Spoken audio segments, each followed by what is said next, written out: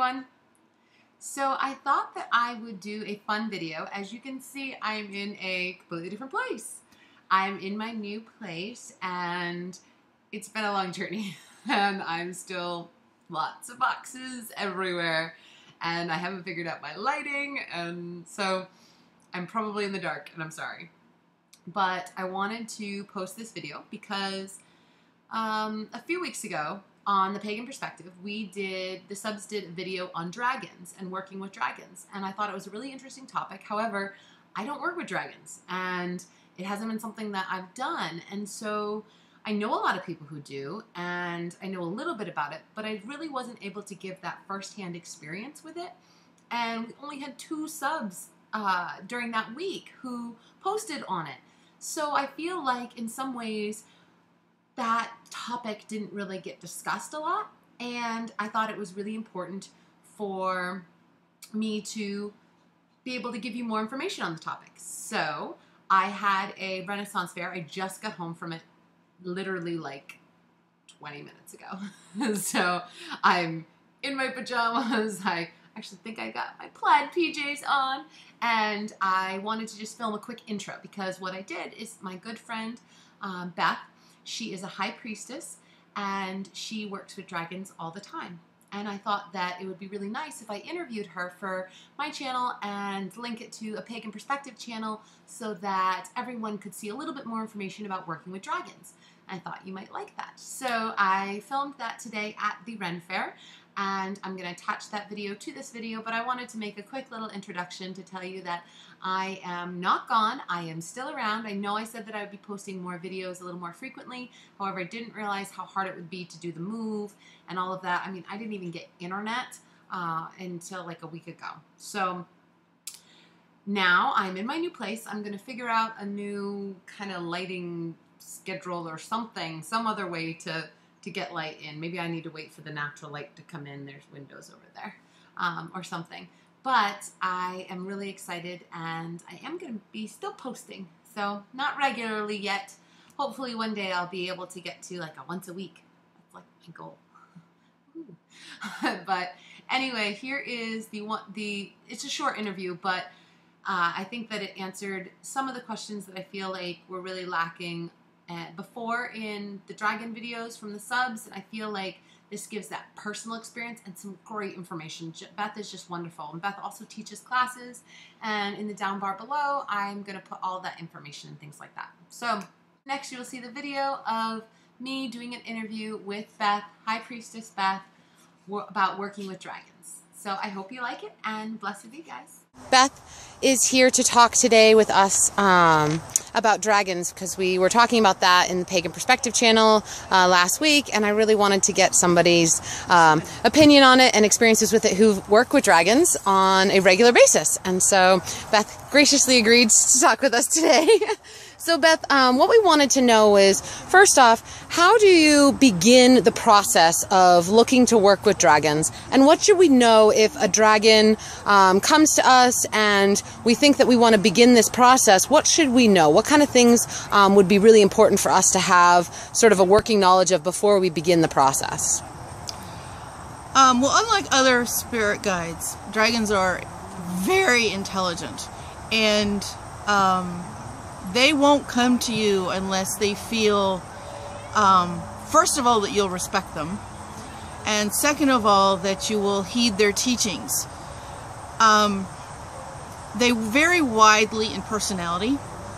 I work with several. One of them is like a big honking puppy dog.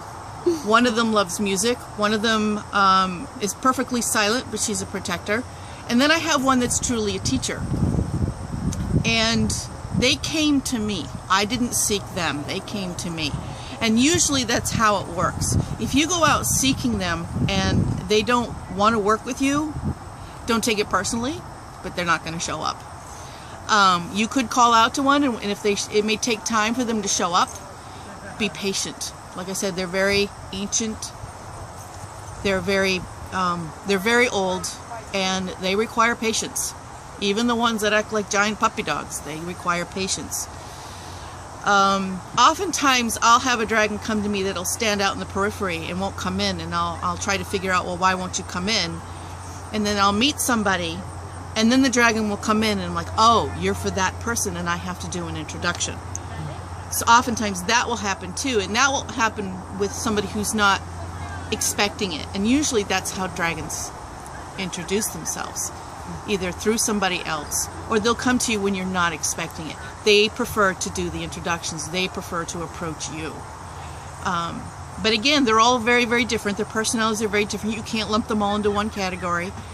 They do represent all of the elements together in unification and in balance. They don't represent any particular one. So you've heard of water dragons. Yes, there are such things as water dragons. But the water dragon still has all of the elements in balance within it. They tend to talk very, very quickly, but not in words. They usually talk with pictures and thoughts, and they go very fast. It's like watching Gone with the Wind in about 15 minutes. So if you can't understand them, tell them to slow down. If you have questions, ask them. But be patient and be willing to wait for your answers. And know that even if you have questions, they may not answer them because they may feel it's not time for you to know that answer. They're very wise. And like I said, they're all very different from one another. That's great. Could you tell us an experience that you're willing to share, one of your favorite experiences, or just a interesting experience that you've had with one of your dragons? There's one dragon that I work with that she's the protector, and she's the one that doesn't speak.